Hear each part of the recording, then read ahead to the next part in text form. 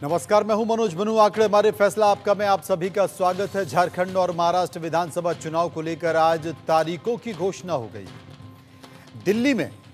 जी हां, दिल्ली में चुनाव आयोग ने प्रेस कॉन्फ्रेंस कर इसका ऐलान कर दिया है। झारखंड में 13 नवंबर को पहले फेज की वोटिंग होगी, जिसमें 43 सीटों पर वोट डाले जाएंगे। वहीं दूसरे फेज की वोटिंग 20 नवंबर को होगी, जिसमें 38 सीटों पर वोट डाले जाएंगे और 23 नवंबर को नतीजे आएंगे। इसी तरह महाराष्ट्र में सिंगल फेज में 20 नवंबर को वोटिंग होगी और 23 नवंबर को परिणाम आ जाएगा। बड़ा सवाल यही है कि दोनों राज्यों में किसकी सरकार बनने जा रही है, लोग मुख्यमंत्री के तौर पर किसे देखना चाहते हैं। सवाल यह भी है कि ओवैसी अगर इंडिया गठबंधन में शामिल होंगे तो क्या फर्क पड़ेगा। सवाल यह भी है कि चंपई सोरेन बीजेपी में शामिल हो गए तो क्या वो जेएमएम के आदिवासी वोट बैंक में सेंध लगा पाएंगे। तमाम ऐसे सवाल हैं जिसका जवाब तो नतीजों के बाद ही पता चल पाएगा। लेकिन झारखंड महाराष्ट्र के रण में जनता का मन क्या है, यही बड़ा सवाल है। आखिर इसी को लेकर कई सारे सवाल हमने लोगों से पूछे और लोगों ने उस पर अपनी राय भी दी है। लेकिन आपको बता दें कि दिल्ली के पार्टी मुख्यालय में झारखंड विधानसभा चुनाव को लेकर बीजेपी सीईसी की बैठक चल रही है। बैठक में प्रधानमंत्री नरेंद्र मोदी, केंद्रीय गृह मंत्री अमित शाह, पार्टी के प्रमुख और जेपी नड्डा, झारखंड के पार्टी के चुनाव प्रभारी केंद्रीय मंत्री शिवराज सिंह चौहान के साथ अन्य नेता मौजूद हैं। और केंद्रीय चुनाव समिति की बैठक में दोनों ही राज्यों में दोनों ही विधानसभा में कौन कौन से उम्मीदवारों का चयन करना है, विधानसभा के टिकट किसे देना है, नहीं देना है, उनके टिकट काटना है, किसे लेकर एंटी इनकम्बेंसी है, इस पर विस्तार से चर्चा हो रही है। वहीं महाराष्ट्र बीजेपी प्रमुख चंद्रशेखर बावनकुले ने महाराष्ट्र विधानसभा चुनाव की तारीखों की घोषणा पर कहा है कि बीजेपी और महायुति चुनाव के लिए पूरी तरह तैयार। भारतीय जनता पार्टी और महायुति ने पूरी तैयारी की है। माननीय प्रधानमंत्री मोदी जी के नेतृत्व में जो केंद्र सरकार है, हमारी राज्य सरकार एकनाथ शिंदे जी के नेतृत्व में है, देवेंद्र जी और सारे अजित पवार जी सबने मिलकर डबल इंजन सरकार से और डबल इंजन सरकार को लेकर इस महाराष्ट्र की 14 करोड़ जनता का विकास का एजेंडा जाहिर किया है। मुझे लगता है अभी तक जो किया है 2.5 साल में हमने, उद्धव ठाकरे के 2.5 साल और हमारे 2.25 साल, इसमें अगर अंतर देखेंगे तो जनता हमें पसंद करेगी। जनता मोदी जी के प्रधानमंत्री के नेतृत्व में महाराष्ट्र में वोट देगी और मुझे विश्वास है कि हमारे पास इतना बड़ा विकास का खजाना है कि हम जनता में जाएंगे, जनता में घर घर जाएंगे। और कांग्रेस ने कहा अभी वो पलट रहे हैं, अभी जयंत पाटिल भी पलट रहे हैं, वो बयान उन्होंने घुमा दिया है। वडेट्टीवार जी ने कहा मुख्यमंत्री माझी लाड़की बहन योजना वायबल नहीं है। कांग्रेस के नेता ने कहा ये योजना हम बंद करेंगे। उद्धव ठाकरे जी ने कहा कि हम सारी योजना बंद करेंगे।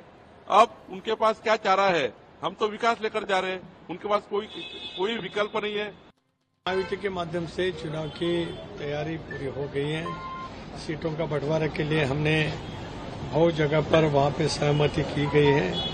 आने वाले 2-4 दिनों में बचे हुए जगह के बारे में भी निर्णय वहां पे लिया जाएगा। राष्ट्रवादी कांग्रेस करीबन मुझे लगता है 1-1.5 महीना से हमने जन सम्मान यात्रा अजीत दादा के नेतृत्व में महाराष्ट्र में शुरू की है।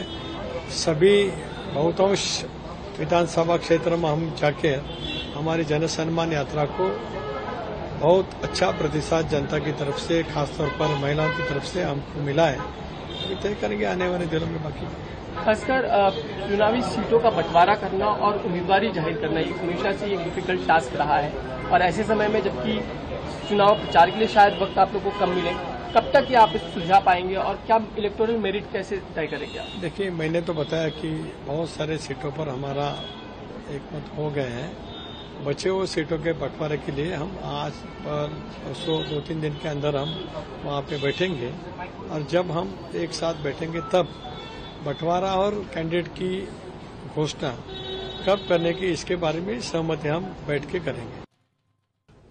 We are very much confident of both the assembly elections, whether it is in Maharashtra or it in Jharkhand, and of course the by-elections all over India, which is happening. We are confident that we are going to win in a comfortable level. But sir, the date announcement regarding that, because Jharkhand Assembly have a period till December last week. They announced Jharkhand election first. Maharashtra Assembly elections period is ending on November 26. They announced Maharashtra election last.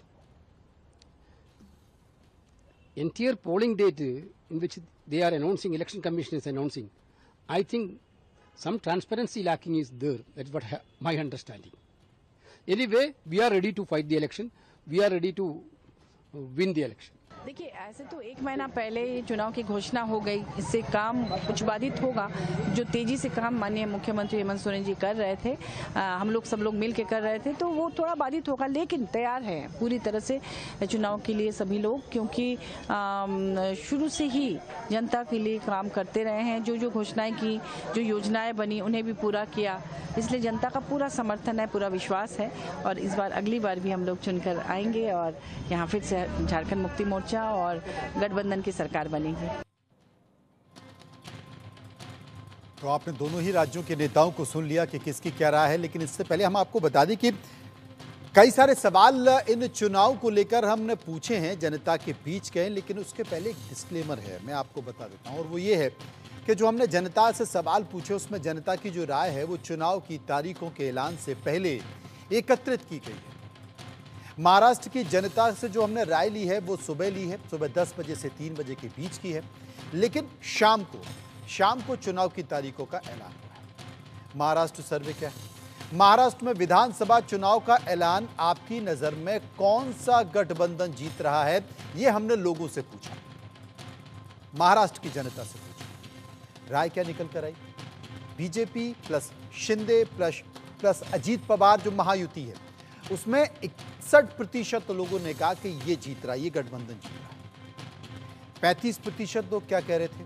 Congress plus Uddhav Thackeray plus Sharad Pawar, ये MBA, 35% लोग ये कह रहे थे कि ये लोग जीत रहे हैं, और 4% लोग कुछ भी कहना नहीं चाहते। सर्वे का एक और सवाल जो हमने लोगों से पूछा कि महाराष्ट्र का अगला मुख्यमंत्री आप किसे देखना चाहते हैं? 36% लोगों ने कहा एकनाथ शिंदे को, 21% लोगों ने कहा उद्धव ठाकरे को, 29% लोग देवेंद्र फडणवीस की बात कर रहे थे, 10% लोग नाना पटोले की बात कर रहे थे, 4% लोग कुछ भी कहना नहीं चाहते। सर्वे का एक और सवाल जो हमने लोगों से पूछा, अगर ओवैसी इंडिया गठबंधन में शामिल होंगे तो क्या फर्क पड़ेगा? 45% लोगों ने कहा कि फायदा होगा क्योंकि वो वोट काट रहे हैं। 43% लोगों ने कहा, यानी कि 43% लोगों ने कहा नुकसान होगा। 12% लोगों ने कहा कि कुछ कहा नहीं जा सकता कि क्या होगा। अब इसी पर चर्चा कर लेते हैं। महुआ माझी जो कि जेएमएम की सांसद होंगे, उनसे हम चर्चा करेंगे, समझने की कोशिश करेंगे। अनिरुद्ध प्रताप सिंह जो कि बीजेपी के प्रवक्ता मेरे साथ मौजूद होंगे। स्वामीनाथ जायसवाल जो कि कांग्रेस के नेता होंगे। सबसे पहले मैं अनिरुद्ध प्रताप सिंह के पास चलता हूं। अनिरुद्ध जी, एक बार फिर से चुनाव आ गया और महाराष्ट्र का ये चुनाव कई मायनों में बिल्कुल अलग दिखाई देता है और पहली बार है जब इस बार 6 राजनीतिक पार्टियां इस विधानसभा में चुनाव लड़ रही हैं। अगर इसके पहले की तस्वीर को देखा जाए तो 1984 से बीजेपी और शिवसेना दोनों मिलकर चुनाव लड़ती थी। कभी कोई स्थिति ऐसी पैदा नहीं हुई। 2014 में थोड़ी सी खटास आई और उसके बाद 2019 में दोनों ही राजनीतिक दलों के अपने अपने रास्ते अलग हो गए। लेकिन अब स्थिति अलग है और इन 6 राजनीतिक दलों के चुनाव में तब यह कहा जा रहा है कि साहब एंटी इनकम्बेंसी है और एक तरफ शिंदे हैं, दूसरी तरफ अजीत पवार हैं। भारतीय जनता पार्टी के नेताओं में कभी कभी अनबन नजर आती है, लेकिन इस चुनाव को आप कैसे देख रहे हैं? मनोज जी, ये चुनाव जो है 2014 में भारतीय जनता पार्टी और शिवसेना दोनों ने अलग अलग चुनाव लड़े था। उसके बावजूद भारतीय जनता पार्टी सबसे बड़ा दल बन के उभरी थी, क्योंकि हम एक ऐसे युग में चुनाव लड़ रहे हैं। एक समय ऐसा होता था कि हमारी जो सूचनाएं होती थी, किसी भी दल की सूचना होती थी या कुछ भी है, वो बहुत जल्दी तक जनता तक हम कन्विक्शन मोड में नहीं ले जा पाते थे, वहां पे हम नहीं पहुंचा पाते थे, समय लगता था। जनता को दिल्ली के अंदर क्या हो रहा है और महाराष्ट्र के अंदर क्या हो रहा है, ये विद इन सेकेंड या विद इन मिनट्स लोगों को पता चल जाता है। जब लोग चुनाव वोट करने जाते हैं तभी मैं फिलहाल हरियाणा का चुनाव का एग्जाम्पल लूंगा। जब लोग वोट करने जाते हैं तो वो देखते हैं कि आज के समय में दो सरकारें चल रही हैं। एक एनडीए पार्टनर्स की सरकार, बीजेपी की सरकार चल रही, मोदी जी के नेतृत्व में चल रही है, दूसरी सरकार इंडिया अलायंस की चल रही है। जब दोनों सरकारें जो जो वादे करके आते हैं और चुनाव जीतते हैं, उनमें से कौन सबसे ज्यादा अपने वादों को पूरा करता है और कौन उसको जो डिलीवरी करता है उसमें ट्रांसपेरेंसी रहती है नहीं रहती है। अगर कर्नाटक का चुनाव हो, तेलंगाना का चुनाव हो, हिमाचल का चुनाव हो, कांग्रेस जो वादे करके आई, आज इतने समय हो गए कि उन वादों को वो पूरा, जो बेसिक वादे थे, मतलब चलिए बहुत बड़े बड़े वादे नहीं थे, जो छोटे छोटे वादे थे उसको भी पूरा वो नहीं कर पाते। महाराष्ट्र के अंदर उद्धव ठाकरे जी और देवेंद्र फडणवीस जी, देवेंद्र जी के नेतृत्व में चुनाव लड़ा, क्योंकि आप वरिष्ठ पत्रकार हैं, आपको बहुत सी बातें अंदर की पता होंगी जी। शायद तो आप ना बोले चैनल पे, लेकिन देवेंद्र फडणवीस जी के नेतृत्व में चुनाव लड़ा गया। ये कहा गया ढोल, क्योंकि हम लोग भी वहां पे काम कर रहे थे, यही हुआ कि दिल्ली में नरेंद्र और महाराष्ट्र में देवेंद्र, इसमें चुनाव हुआ। इसमें कहीं कुछ एकदम स्पष्ट और क्रिस्टल क्लियर था कि देवेंद्र जी के नेतृत्व में चीफ मिनिस्टर देवेंद्र जी बनेंगे सरकार आने पर। बहुमत आता है एनडीए का, मोदी जी का पोस्टर लगा के उद्धव ठाकरे जी के नेता चुनाव जीतते हैं। उसके बाद जब चुनाव जीत जाते हैं तो मन में एक लालसा हो जाती है कुछ लोगों ने अपना कि भाई के सीएम बनने, छोटा भाई, बड़ा भाई, ये सारी चीजें वहां पे आई। ठीक, उसके बाद में उनके गुट के अंदर अंतरकलह आती है, जो भी कारण रहा, फिर एकनाथ शिंदे जी सरकार चलाते हैं। 2 साल एकनाथ शिंदे जी के और देवेंद्र फडणवीस जी के नेतृत्व में महाराष्ट्र में सरकार चलती है और 2.5 साल उद्धव ठाकरे जी के नेतृत्व में सरकार चलती है। आपने देखा होगा 2.5 साल वो सिर्फ एक काम कर रहे थे, फेसबुक पे लाइव कर रहे थे। वो आते थे 10 दिन में, फेसबुक पे लाइव करते थे, कोई कंट्रोवर्सी होती थी, कभी कोई पत्रकार अंदर पकड़ के जाता था, कभी कुछ और होता था, कभी कुछ और होता था, ये होता था। देवेंद्र जी की 5 साल सरकार चली, आप जितने प्रोजेक्ट्स उठा के देखिए, जबरदस्त सारे प्रोजेक्ट्स चल रहे थे। काफी प्रोजेक्ट उद्धव जी के टाइम एमबीए की जब सरकार थी उन्होंने रोका। फिर जब शिंदे जी की सरकार आई देवेंद्र जी की, तो इन्होंने उस प्रोजेक्ट को आगे कन्विंस किया, बढ़ाया और नई नई योजनाओं को किया। लोकसभा का जो चुनाव हुआ उसमें केवल 2% का वोट का मार्जिन रहा हमारे और इनके बीच में। तो उस मार्जिन को हम लोग इसमें कवर करेंगे और आप देखिए कि भारतीय जनता 2% का मार्जिन बहुत होता है। हालांकि हरियाणा में भी इसी तरह की चर्चा चल रही थी, लेकिन भारतीय जनता पार्टी ने अपने रणनीतिक कौशल से उन चीजों को बदल दिया। स्वामीनाथन जायसवाल कांग्रेस के नेता, एक बार उनसे भी मैं समझ लेता हूं। स्वामीनाथन जी, बड़ा संकट है क्योंकि जो गठबंधन की सरकार है, भारतीय जनता पार्टी तो बड़ी खूबसूरती के साथ निभा भी लेती है, चला भी लेती है, अब जो भी कारण परिस्थितियां रही हों, लेकिन यहाँ पर एक चुनौती है। यहाँ पर मुख्यमंत्री के नाम पर पहले ही बयान आ चुके हैं। संजय राउत क्या कह रहे हैं ये सबको पता है कि कांग्रेस बड़ा भाई बनने की कोशिश कर रही है, लेकिन बड़ा भाई ना बने। इसके साथ साथ जो गठबंधन की सीटें हैं उन्हें लेकर अभी से बयानबाजी निकल कर आ रही है, सहमति नहीं बन पा रही है।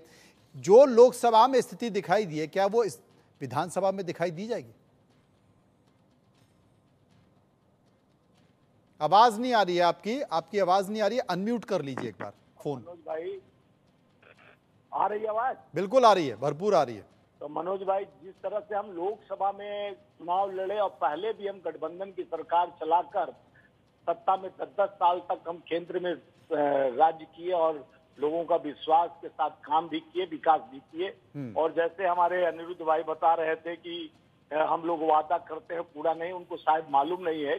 कर्नाटका में जो मैं वादा किया वो पूरा कर रहा हूँ और तमिलनाडु में किसानों को 2 लाख माफ करना, 2 लाख तक का लोन और महिलाओं के खाते में जो डालने की बात कहे तो वो सारा पूर्ण कर रहे हैं। इनके द्वारा जिस तरह से छत्तीसगढ़, राजस्थान, मध्य प्रदेश में 450 रुपया का सिलेंडर का वादा किया गया था देने के लिए, लेकिन वहां पर बस वादा होता है, गारंटी होती है। इनके प्रधानमंत्री जी, चाहे हमारे देश के प्रधानमंत्री जी गारंटी देते हैं 2 करोड़ नौकरी 15 लाख खाते में, और इनके स्टेट के मुख्यमंत्री जो बनते हैं वो लोग गारंटी देते हैं, ये पूर्ण नहीं करते हैं। जैसे आज हेमंत बिश्व शर्मा जी पहले ही बोल दिए कि प्रेस कॉन्फ्रेंस कल करेंगे चुनाव आयोग, तो इनको पहले सूचना मिल जाती है इन लोगों को कि चुनाव आयोग क्या करेंगे, क्या करने वाले हैं। ये बहुत बड़ी भूमिका है चुनाव आयोग देश के नेतृत्व में, उस वोटरों को जो देने जा रहे हैं, नया निर्माण करने जा रहे हैं, उनको पहले बधाई लोकतंत्र का देता हूं आपके माध्यम से कि इतने बड़े चुनाव, महाराष्ट्र बहुत बड़ा आर्थिक जो राज्य कहा जाता है, वहां पे चुनाव होने जा रहा है। एक तरफ लोगों को जिस तरह से वहां के व्यापारी जीएसटी और कई तरह से परेशानियां हैं और अभी तक ये लोग आपस में समन्वय नहीं बनाए, और दूसरे तरफ ये लोग चुनाव में जाते कहते एजेंडा। माननीय गृह मंत्री जी गए थे जम्मू एंड कश्मीर में, बोले कि 2 सिलेंडर ईद पर और 2 सिलेंडर मुहर्रम पर देंगे, और दिवाली होली पर कभी नहीं बोले होंगे अमित शाह जी की हम देंगे। तो एक तरफ इनके जो है नेता बिहार के, वो हिंदू यानी कि निकालेंगे अपना रथ निकालने वाले हैं गिरिराज सिंह जी जो मंत्री हैं भारत सरकार में। तो ये लोग धर्म के नाम पर, जाति के नाम पर देश को बांटने का जो रणनीति तैयार, कभी ये लोग कहते हैं कि हम जात पात नहीं, धर्म पर राजनीति नहीं करते हैं। इन लोग का पूरा एजेंडा, पूरे लोकसभा चुनाव में देखे होंगे माननीय प्रधानमंत्री जी मंगलसूत्र से मुजरा तक पहुंच गए, संकल्प पत्र में जो लेके आए वो बात नहीं कहे। ठीक है, हम कहीं ना कहीं मेरी गलतियां, खामियां, आपस में तनाव की वजह से हम सत्ता से बाहर हुए, लेकिन जनता का विश्वास, लोकतंत्र का, जिस तरह से आप चुनाव आयोग लोकसभा चुनाव में आप लोग जिस तरह से बताते थे इतना परसेंट यहाँ वोट पड़ा, इतना परसेंट, तो शाम तक वेबसाइट पे चुनाव आयोग। लेकिन एक चीज बताइए जायसवाल जी, एक चीज बताइए, हरियाणा में तो सारी स्थितियां आपके पक्ष में थी, भारतीय जनता पार्टी के भी तमाम रणनीतिकार मान रहे थे कि साहब मामला बड़ा टाइट है, लेकिन जलेबी आपके मुंह में आ नहीं पाई, बनाई आपने और खा ली बीजेपी ने। ये मानता हूं मनोज भाई, जिस तरह से आपस का भी तालमेल का कुछ कमी था, और दूसरे बात जिस तरह से आप देखे होंगे शुरू से 41% से ज्यादा कांग्रेस का वोट प्रतिशत चुनाव आयोग के वेबसाइट पर दिखाते रहा, आप लोग भी दिखाते रहे चुनाव आयोग तो, और निरंतर सीट हमारा बैक करते गया, बैक होते गया, और धीरे धीरे से एक बाइक बढ़ा दिया, स्लो पॉइजन की तरह जंप मार दिया, कौन? तो बीजेपी। तो इस तरह का, जिस तरह से कई कंप्लेन वहां पे आया, उसके बाद चुनाव आयोग के पास हमारे लीडर गए मांग कर। जायसवाल जी, यही संकट है कि अब चुनाव, अब देखिए चुनाव आयोग तो ईवीएम को लेकर पहले भी सभी राजनीतिक दलों को बना चुका है, और अगर वाकई चुनाव आयोग में ऐसी स्थिति है, ईवीएम में कुछ ऐसी स्थिति है, तो आप लोग अभी तक प्रूव क्यों नहीं कर पाए? भाई तमाम ऐसे जानकार हैं जो देश के बाहर आपके लोग बैठे हुए हैं, ओवरसीज के चेयरमैन बैठे हुए हैं, वो हर मामले में ज्ञान देते रहते हैं देश के बाहर से, तो सिद्ध करें ना। बहुत सारे साइंटिस्ट, आपको दुनिया भर में साइंटिस्ट मिल जाएंगे, आप आके बता दीजिए कि देखिए ईवीएम में ये खेला, ईवीएम ऐसे कहती है, मैं हैक करके बता देता हूं, आपको बता दीजिए उसमें तकलीफ क्या है। लेकिन आरोप लगाना, चुनाव आयोग पहले भी सभी राजनीतिक दलों को बुला चुका है, आई नहीं कांग्रेस वहां पर यह सिद्ध करने के लिए, केवल 2 छोटे राजनीतिक दलों ने अपना वहां पर नाम लिखाया, बाकी कोई नहीं आया। आरोप लगाने से लगाते रहिए, उससे कोई फर्क नहीं पड़ेगा। आपको भारतीय जनता पार्टी की जो रणनीति है चुनाव लड़ने की, उसको समझिए। देखिए हरियाणा में इतना बड़ा फैसला पार्टी ने ले लिया कि मुख्यमंत्री बदल दिया, कोई बवाल नहीं हुआ, लेकिन आपके यहां सरकार बनी नहीं और मुख्यमंत्री बनने को लेकर बवाल, कभी हुड्डा का बयान, कभी शैलजा का बयान, कभी किसी और का बयान, कभी किसी की नाराजगी, कभी राहुल गांधी को बुलाना पड़ रहा है तो कोई चुनाव प्रचार में नहीं जा रहा। ये जो परेशानियां वो हैं। चलिए, ये महाराष्ट्र की बात थी, हम झारखंड की बात कर लेते हैं, बात झारखंड की कर लेते हैं, और एक झारखंड को लेकर भी चर्चा कर लेते हैं। झारखंड विधानसभा में चुनाव के तारीखों का ऐलान भी हो गया, और चुनाव की तारीखों के बाद बीजेपी के सांसद निशिकांत दुबे ने एक बयान दिया, एक बार इसे सुन लीजिए। सबसे बढ़िया मुद्दा ये हो गया कि झारखंड में अभी तक 4 या 5 फेज में इलेक्शन होते थे, अब 2 फेज में इलेक्शन हो रहा है, इसका मतलब कि झारखंड ने नक्सलवाद से मुक्ति पा ली है। इसके लिए माननीय गृह मंत्री अमित शाह जी धन्यवाद के पात्र हैं कि नक्सलिज्म खत्म हो गया, अब 2 फेज में होगा, और 2 फेज में जब चुनाव होगा तो 23 तारीख को जब रिजल्ट आएगा तो भारतीय जनता पार्टी 2/3 बहुमत से जीतकर अपनी सरकार बनाएगी। और ये जो भ्रष्टाचारी सरकार है, आप समझिए कि ये कितनी है। आज ही एक 7-8 दिन पहले रांची का डीसी अपॉइंट किया था मंजुनाथ भजंत्री को, और आज जो है 7 दिन के बाद खुद ही सरकार ने हटा दिया। तो आप इसी से समझ सकते हैं कि ये कितनी गैर संवैधानिक, असंवैधानिक और भ्रष्टाचारी सरकार है, जो कि 7 दिन के अंदर जो है इस तरह के ट्रांसफर पोस्टिंग भ्रष्टाचार करके अंजाम देती है। जनता इसको समझती है बखूबी, और उनकी हार होनी चाहिए। अब सर्वे की बात के पहले एक डिस्क्लेमर आपको बता देता हूं कि जनता की जो राय है, जो हमने लोगों से सवाल पूछे हैं झारखंड चुनाव को लेकर, वो चुनाव की तारीखों का जो आज ऐलान हुआ है उसके पहले के, कि झारखंड की जनता की जो राय सुबह 10 बजे से और 3 बजे के बीच हमने ली। अब वो सवाल हमने कौन से पूछे, वो सवाल मैं आपको बता देता हूं कि झारखंड में विधानसभा चुनाव का जो ऐलान है, आपकी नजर में कौन सा गठबंधन चुनाव जीता है? तो हमने लोगों से पूछा कि बीजेपी, जेडीयू प्लस आजसू ये एनडीए का पार्ट है। 54% लोग यानी कि 54% लोगों ने कहा कि साहब ये गठबंधन चुनाव जीत रहा है। एक और सवाल हमने कहा तो उसमें चंपई सोरेन बीजेपी में शामिल होने के बाद क्या जेएमएम के आदिवासी वोट बैंक में सेंध लगेगी? 51% लोगों ने कहा सेंध लगेगी, 39% लोगों ने कहा बिल्कुल नहीं लगेगी और 10% लोग कुछ भी कहना नहीं चाहते। एक और सवाल हमने लोगों से पूछा कि झारखंड में अगला मुख्यमंत्री किसे आप बनते हुए देखना चाहते हैं? 35% लोगों ने कहा कि साहब हम तो हेमंत सोरेन को ही अगला मुख्यमंत्री देखना चाहते हैं। 23% लोग चंपई सोरेन की बात कर रहे थे। 31% लोग निशिकांत दुबे की बात कर रहे थे। हालांकि निशिकांत दुबे वहां के मुख्यमंत्री नहीं बन सकते हैं क्योंकि वहां का मुख्यमंत्री तो आदिवासी बनेगा या फिर कोई ओबीसी बनेगा, और 11% कह नहीं सकते। तो कुल मिलाकर जो हमने सवाल पूछे वो सवाल आपके सामने है। अनिरुद्ध प्रताप सिंह हमारे साथ मौजूद हैं। अनिरुद्ध प्रताप सिंह, एक संकेत चुनाव के पहले हमने देखा कि छत्तीसगढ़ में एक बड़ी कार्रवाई हुई नक्सलियों को लेकर। करीब 35 नक्सली मारे गए, 31 नक्सलियों की घोषणा की गई और बाद में नक्सलियों ने कहा कि साहब 4 और मारे हैं, उनकी बॉडी हमारे पास है। हमने देखा आज मध्य प्रदेश के डीजीपी बालाघाट और नक्सल प्रभावित इलाकों में वहां पर पूरे गंभीरता से काम कर रहे हैं। छत्तीसगढ़, झारखंड में भी जो पैरामिलिट्री फोर्सेस हैं, जो बीएसएफ है, वो भी बहुत बेहतर तरीके से काम कर रही हैं। तो कुल मिलाकर ये माना जा रहा है कि साहब नक्सल जिस तरीके से चुनाव को प्रभावित करने की कोशिश करते थे, राजनीतिक दलों के प्रतिनिधियों को प्रभावित करने की कोशिश करते थे, वो इस बार उतना दिखाई नहीं देगा आपको, क्योंकि बहुत टाइट पोजीशन करती गई है। इसके बावजूद भी जेएमएम सत्ता में बनी हुई है। जेएमएम ने यह आरोप लगाया था कि साहब हमें हमारे मुख्यमंत्री को जेल में इसलिए डाल दिया गया क्योंकि बीजेपी को उम्मीद नहीं थी कि हम सरकार में आ जाएंगे।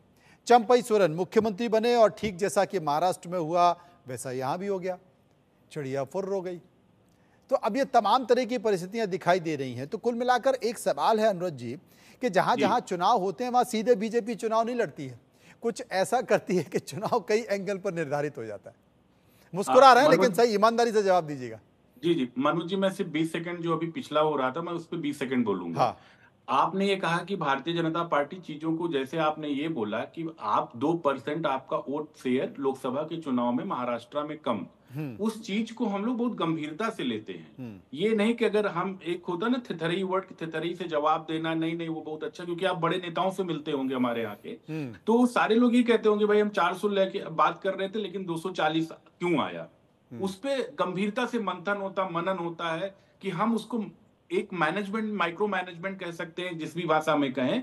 ये नहीं कहते कि हम 240 के पीछे की कहानी क्या है, उसमें आपकी गलती नहीं है। बेसिकली आप दूसरी राजनीतिक पार्टी और दूसरे राजनीतिक पार्टियों के नेता और उनकी रणनीति पर तैयारी कर रहे थे। आपको पता ही नहीं था कि आपके घर में क्या चल रहा है। तो बेसिकली वो घर का खेल है, वो कमी घर की है, वो उसको आप बाद में सुधार लोगे। हाँ, वही मैं कह रहा हूं कि माइक्रो मैनेजमेंट पे। दूसरी चीज है कि अभी कांग्रेस के मित्र जो कह रहे थे, कर्नाटक में कांग्रेस की सरकार बनने के बाद 1200 किसानों ने आत्महत्या की और वो सारे बॉर्डर लाइन लगे हैं महाराष्ट्र के साथ। अब आते हैं झारखंड में हेमंत सोरेन जी चीफ मिनिस्टर हैं। आप वहां पे देखिए मनरेगा का घोटाला, खनन घोटाला, क्योंकि सबसे माइनिंग देखा जाए फर्टाइल एरिया अगर है झारखंड के अंदर हर चीज की माइंस है, उसके बावजूद झारखंड वहां गरीबी की हालत में रहता है।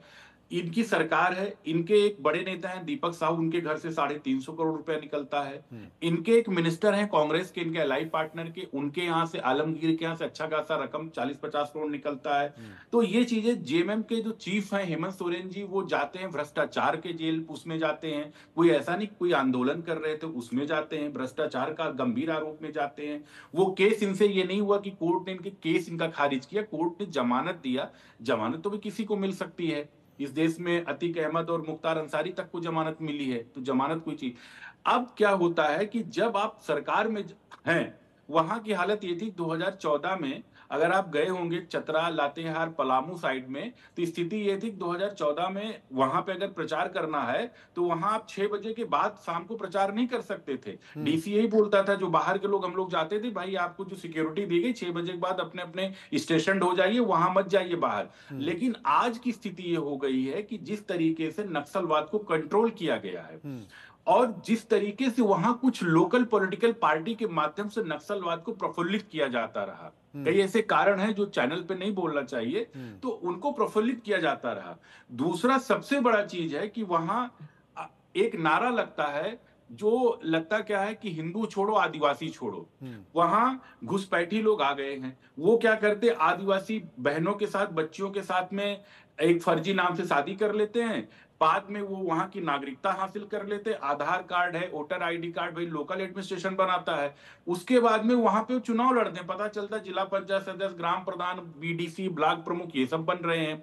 तो कई ऐसी चीज बड़ा सिंक्रोनाइज ढंग से वहां पे घुसपैठियों को लाके एक पॉपुलेशन डेमोग्राफी को चेंज किया जा रहा है। और साथ में एक ऐसा वहां संथाल परगना आप उठा के देख, संथाल जो वहां पे संथाल समुदाय का आदिवासी हैं, उनकी संख्या एक तरीके से घटती चली जा रही है। तो कई ऐसी चीजें हैं कि जो इन चीजों पर हेमंत सरकार फेल हुई है, चाहे वो भ्रष्टाचार का मामला हो, चाहे रोजगार का मामला हो, चाहे वहां पे क्या घुसपैठी का मामला हो, वो वहां पे फेल हुई है। और भारतीय जनता पार्टी केंद्र के माध्यम से जितना वहां प्रयास करना चाहिए, जितना, ठीक है कई योजनाएं ऐसी होती केंद्र देती है, राज्य सरकार उसको इंप्लीमेंट नहीं करना चाहती है।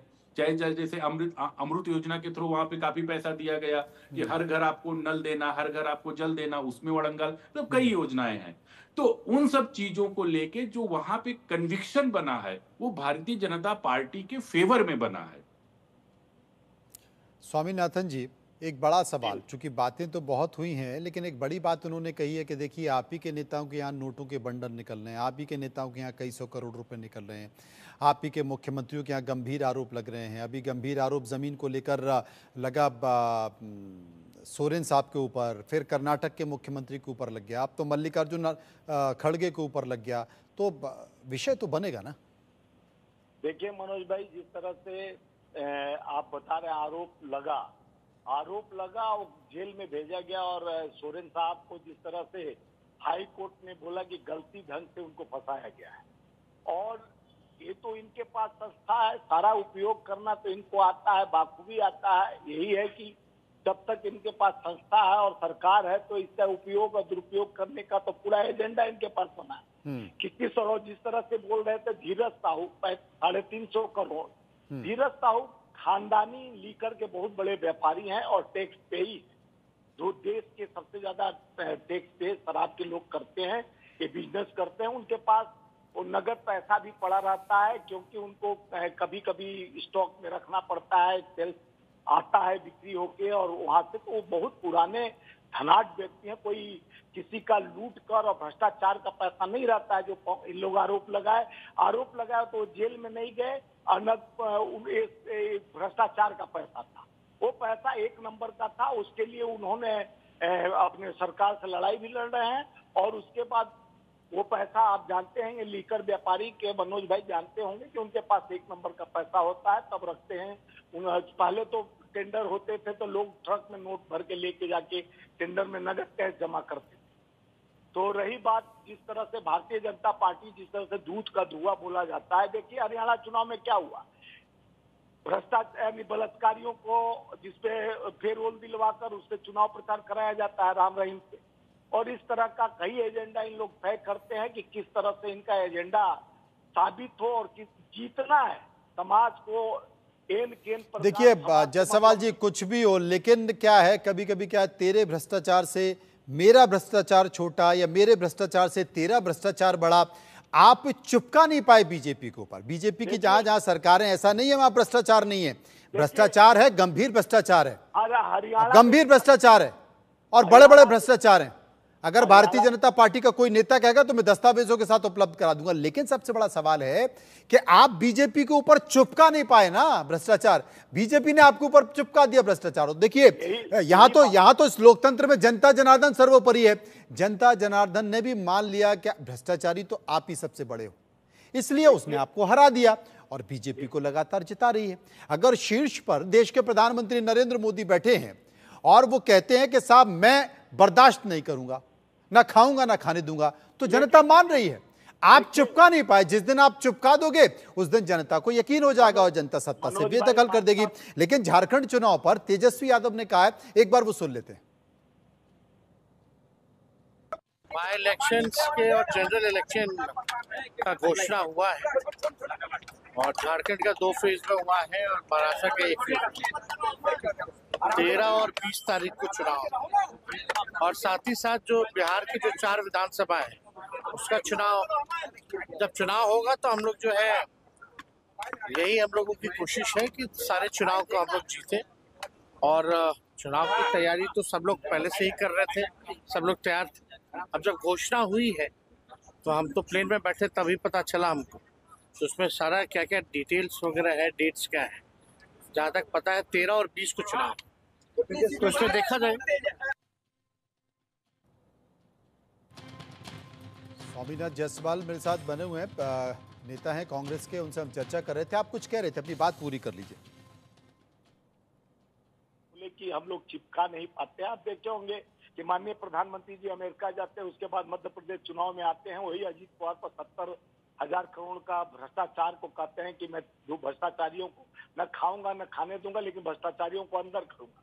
हम लोग सोचते हैं कि अंदर करेंगे, वो तो अपने पार्टी के अंदर समझौता कर लेते हैं, उनको डिप्टी सीएम बना देते हैं। हेमंत बिश्व शर्मा पर 20 लाख करोड़ का घोटाला, जल घोटाला उनके पर था, वो उनको सीएम बना लिए। तो ये जितने पहले कहते थे प्रधानमंत्री जी न खाऊंगा न खाने दूंगा, लेकिन देश का अपने पूंजीपति साथियों को, देश का यानी किसान का लोन नहीं माफ करेंगे, किसान को नहीं देंगे। 16 लाख करोड़ अडानी जैसे बड़े पूंजीपतियों का लोन माफ कर देंगे। तो देश का टैक्स का पैसा है, लोग को हम लोग कहीं कमियां है कि हम लोग इनके भ्रष्टाचार को, हरियाणा में 36 विभागों में भ्रष्टाचार हुआ था, हरियाणा पर इतना कर्ज लादा गया था, उसके बाद वहां पर एंटी कैम्पेंसी था, वहां पर पहलवान, किसान, मजदूर 770 किसान शहादत बॉर्डर पर दिए। सारा एंटी कम्बेंसी होने के बाद पूरे मीडिया से लेके आईबी और सारा भाजपा का भी रिपोर्ट पे हार और शुरू से लोग के मानसिकता था। लेकिन अचानक एक रात में ऐसा हुआ कि जो कांग्रेस जीतते जीतते वहां से वापस हो गया। तो कुछ कमी हमारा भी है कि हम इनके जैसा एजेंडा नहीं चला पाते। झूठ का हम प्रोपगंडा पहले भी नहीं चलाया है। ये प्रचार तंत्र इस समय इनका हावी है। जिस तरह से प्रचार तंत्र को मजबूत रखे, जिस तरह से हमारे 14 से पहले इन्होंने हम तो अपने राज्य में मेरे लोग नेताओं को जेल भेजे हैं, लेकिन इनके नेता जो भ्रष्टाचारी हैं उनको तगमा दिया जाता है। ये आरोप बड़ा लंबे समय से लग रहा है, ये आरोप बड़ा लंबे समय से लग रहा है, लेकिन आप क्या करोगे, जो जीता वही। सिकंदर, बहुत बहुत शुक्रिया करूंगा मैं, अनिरुद्ध साहब का शुक्रिया मैं करूंगा, अब हमारे साथी जायसवाल थे उनका भी। लेकिन बड़ी खबर आपको बता दूं कि वायनाड से प्रियंका गांधी को कांग्रेस ने अपना उम्मीदवार बना दिया है। राहुल गांधी की जगह, राहुल गांधी 2 सीटों से चुनाव लड़े थे, राहुल गांधी की जगह प्रियंका गांधी वायनाड से कांग्रेस की उम्मीदवार होंगी। एक खबर हमारे संवाददाता ने पहुंचाई थी, वो मैंने आपको बता दिया। एक और विषय पर चर्चा कर रहे हैं और वो विषय है यूपी में थूक जिहाद को लेकर